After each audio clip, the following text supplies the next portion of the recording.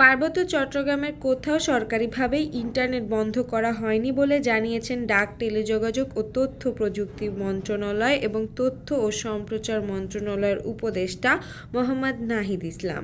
তিনি বলেছেন, সাময়িকভাবে কিছু জায়গায় ইন্টারনেট বন্ধ ছিল, কিন্তু সেটিকে অতিরঞ্জিত করে বলা হচ্ছে ইন্টারনেট সেবা বন্ধ করে দেওয়া হয়েছে। শনিবার সকালে ফেনী ছাগলনাইয়া বন্যা দুর্গত এলাকা পরিদর্শনকালে সাংবাদিকদের এক প্রশ্নের জবাবে তিনি এসব কথা বলেন। তিনি বলেন, এরকম কোনো নির্দেশনা দেওয়া হয়নি এবং এমন কোনো ঘটনাও ঘটেনি।